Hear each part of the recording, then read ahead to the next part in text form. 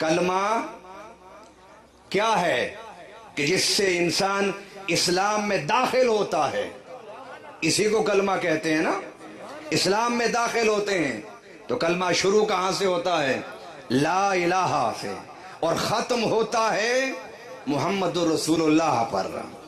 فرمائے ساری زندگی اگر لا الہ الا اللہ پڑھتے رہو گے تو مومن نہیں بن سکتے۔ لا الہ الا اللہ پڑھو گے، یہودی تو بن سکتے ہو، عیسائی تو بن سکتے ہو، کرسچن تو بن سکتے ہو، مگر مومن نہیں بن سکتے۔ اللہ تیرا ذکر کر رہے ہیں، مومن کیسے نہ ہوئے؟ فرمائے یاد رکھو، مومن وہ ہوتا ہے جو پہلے میرا ذکر کر کے اپنی زبان کو پاک کر لے اور پھر پاک زبان سے مصطفیٰ کا ذکر کرے۔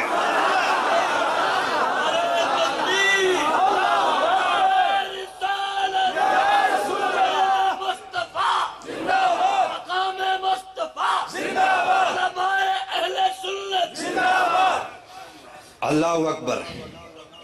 ساری زندگی بھی اگر لا الہ الا اللہ پڑھتے رہو، مسلمان بلند آواز سے، مسلمان اور مومن کب بنو گے؟ کہ جب تمہاری زبان پر میرے آقا کا نام آ جائے گا۔ اگر صرف خدا سے ہی بات بنتی تو پھر خدا نہ کہتا کہ بات بنے گی میرے مصطفیٰ کے قدموں میں آ کر۔ اللہ اللہ کیے جانے سے اللہ نہ ملے، اللہ والے ہیں جو اللہ سے ملا دیتے ہیں، اور ان اللہ والوں کے سربراہ اور قائد میرے آقا صلی اللہ علیہ وسلم ہیں۔ آئیے اب آگے چلتے ہیں آذان کی طرف۔ آپ آذان میں اللہ اکبر کی صدائیں بلند کریں، اذان ہو جائے گی، اور اشہد ان محمد رسول اللہ کی صدا نہ لگائیں، اذان نہیں ہوتی۔ اللہ نماز پڑھنی ہے، تیرے نام کی تکبیریں بلند کر دی ہیں۔ ذرا توجہ رکھیے میری طرف، میں بڑا اہم نقطہ آپ کے ذہن میں ڈالنا چاہتا ہوں۔ آج وقت صراحت کا نہیں ہے، استعاروں کا، اشاروں کا وقت ہے۔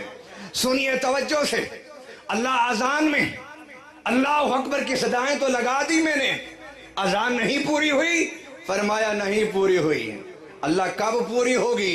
فرمایا آذان میں صرف نعرہ تکبیر سے آذان مکمل نہیں ہوتی۔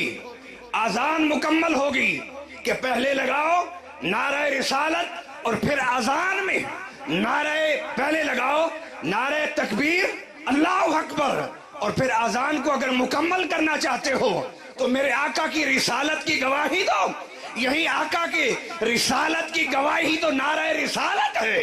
ہمارا اجتماع مکمل تب ہوتا ہے کہ جب نعرہ تکبیر بھی ہو، نعرہ رسالت بھی ہو۔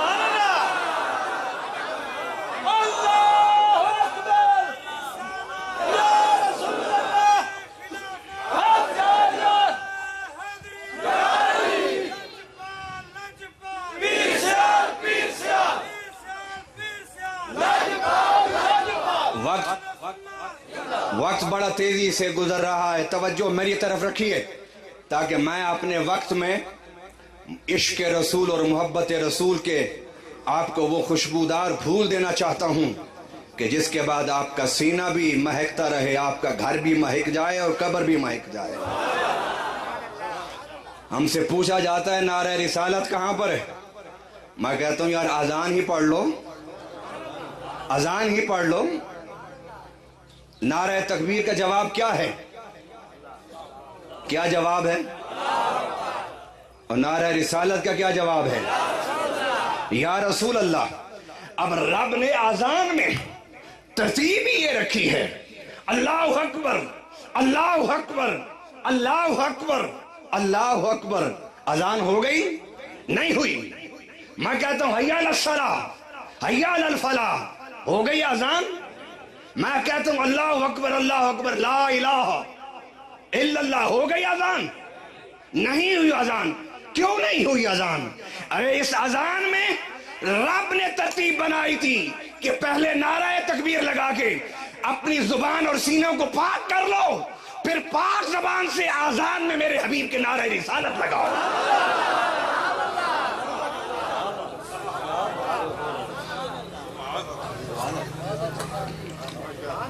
اللہ اکبر. بھائی آذان میں اگر حضور کی رسالت کا اقرار کرتے ہو تو اجتماع میں نعرہ رسالت کا کیا معنی ہے؟ کیا معنی ہے نعرہ رسالت کا؟ نعرہ رسالت کا معنی یہ ہے کہ ہم نے آذان کی ترتیب پر اپنے اجتماعات کو رنگا ہے. پہلے نعرہ تکبیر لگا کے اللہ کا نام بلند کرتے ہیں، پھر نعرہ رسالت لگا کے مصطفیٰ کا نام بلند کرتے ہیں. اگر یہ ترتیب پسند نہیں ہے، اپنی ترتیب بنانی ہے، یہ رب تک ہی رکنا ہے، تو پھر آذان میں بھی رب تک رکو، پھر آگے کیوں پڑھتے ہو؟ پھر کلمے میں بھی رب تک رک جاؤ، آگے کیوں پڑھتے ہو؟ میں اختلافی باتیں نہیں کرتا. میرا پیغام اتحاد اور وحدت کا ہے جو میں پورے عالم میں لیے پھر رہا ہوں. اپنے اور پرائے سارے مجھے جانتے ہیں کہ میں حضور کا گداگر ہوں. حضور کے عشق و محبت کا پیغام پوری دنیا میں لیے پھر رہا ہوں، مگر میں پورا پیغام دینا چاہتا ہوں، پورا پیغام دینا چاہتا ہوں. اور وہ پورا پیغام یہ ہے کہ ایک ہاتھ سے نعرہ تکبیر کا جھنڈا بلند کرو، دوسرے ہاتھ سے نعرہ رسالت کا جھنڈا بلند